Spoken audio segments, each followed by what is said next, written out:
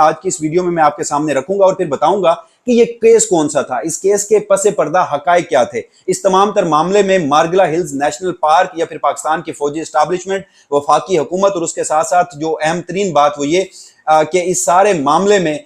जो रायना सईद साहिबा हैं, चेयरपर्सन थी वाइल्ड लाइफ बोर्ड इस्लामाबाद की, उनका तमाम तर मामले में क्या किरदार रहा है। एक तो इस केस में एक तो वजह यह है कि चीफ जस्टिस काजी फायज ईसा की जाती दिलचस्पी का केस था, और दूसरा चीफ जस्टिस काजी फायज ईसा के अपने फैसले के खिलाफ चीफ जस्टिस ये समझते हैं कि तौहीन अदालत हुई है। हालांकि मैं आपको आज की इस वीडियो में बताऊंगा कि इस केस में कोई तौहीन अदालत नहीं हुई। तो चीफ जस्टिस काजी फायज ईसा ने फैसला दिया था कि मार्गला हिल्स नेशनल पार्क से मोनाल और ला मोन्टाना जो रेस्टोरेंट है वो 11 सितंबर तक खाली कर लिए जाएं। अब ये फैसला हो चुका था और इस फैसले में जो एक दरखास्त गुजार थी वो इस्लामाबाद वाइल्ड लाइफ बोर्ड की चेयरपर्सन है रायना सईद खान साहिबा। एक नोटिफिकेशन निकलता है प्राइम मिनिस्टर ऑफिस से और उस नोटिफिकेशन के मुताबिक वजीर आजम साहब जो हैं वो इस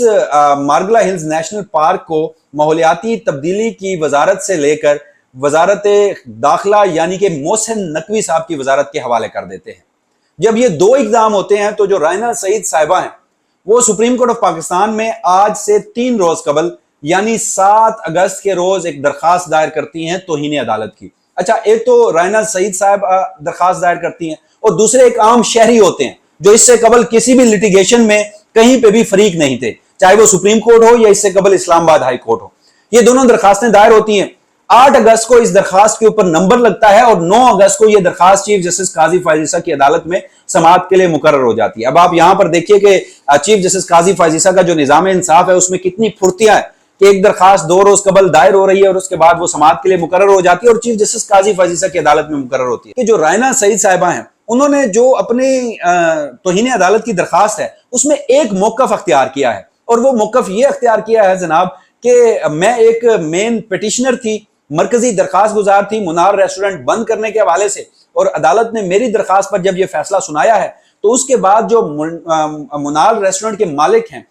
लुकमान अली अफजर उनका नाम है, उनके जो बड़े भाई हैं वो इस वक्त सेक्रेटरी काबीना है, तो उन्होंने गरज में आकर मुझे मेरे ओहदे से हटा दिया। अब जब सेक्रेटरी काबीना डिवीजन को बुलाया गया, चीफ जस्टिस काजी फायज ईसा खासे बरम भी हुए, तो वहां पर यह इंकशाफ हुआ, सेक्रेटरी काबीना ने कमरा अदालत में खड़े होकर यह बयान दिया कि हजूरे वाला, मैंने इन मोहतरमा को यानी कि चेयरपर्सन वाइल्ड लाइफ बोर्ड को तब्दील नहीं किया। ये मौसमियाती तब्दीली के वजारत के मातहत इदारा था और उस इदारे में